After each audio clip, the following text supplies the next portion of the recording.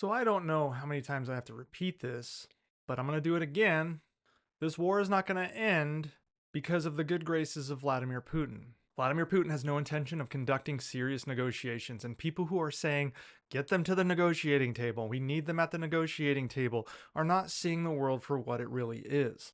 That is, Putin's maximalist demands have not yet been met, and he's still taking slow, methodical steps towards them. And now, the US is removing barriers to reach those goals. I'm not the only one that thinks this. Members of the intelligence community, as well as members of Congress, have come out and said flat out that Putin has zero interest in a peace deal right now. We are holding Zelensky to a standard that we are not for Putin. We are demanding the victim of this war make concessions while not even speaking sternly to the aggressor.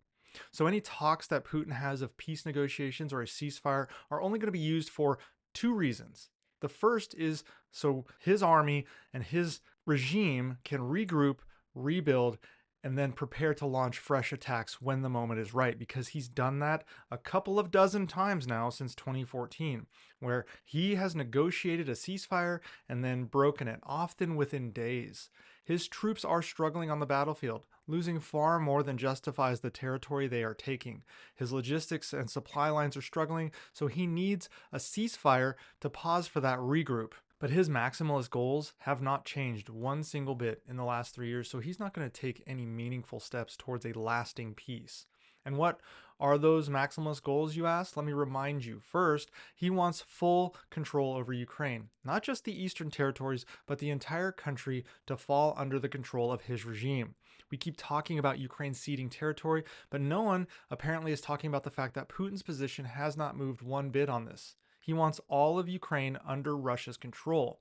He also wants a dismantling of the Ukrainian identity, effectively eliminating the Ukrainian people and culture, all while completely neutering the Ukrainian military. He just basically wants them to be a weaker version of Belarus. And while Putin wants Ukraine to be under Russia's control, he wants those territories that he annexed to actually be Russia, which means the current front lines would need to move to remove Ukrainian armed forces from those areas, and it would be a negotiated removal. He wants Ukraine to not be in NATO, and he wants to end Western sanctions. I have yet to see anything on the negotiating table come out of the Trump administration that addresses these, other than acquiescing to the NATO comment, and the possible acquiescence to Russia permanently holding the territories they took illegally by force. Now, the second reason Putin might be willing to come to a negotiating table is because every time he comes to a negotiating table, he's been able to elicit concessions for what he has done while giving nothing back. The naive Western hope that if we just give Putin a little bit more, he'll stop what he's doing. That has failed every single time, and there is no instance where it has succeeded with him. This view that people say that the reality of the world is we will need to concede to Russia is wrong. And I'm tired of seeing politicians and content creators say that the pragmatic take is to just give Russia a little bit extra. That has never worked, ever.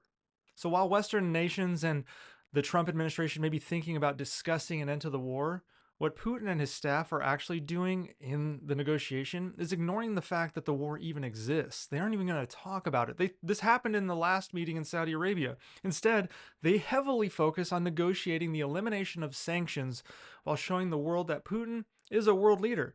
And if he were to actually get to go meet with Trump, he'll get his photo taken shaking hands with the President of the United States. Again, Putin is an authoritarian dictator who has invaded another country and killed hundreds of thousands of people doing it. And giving him the opportunity to sit down with world leaders to talk legitimizes both him and his actions.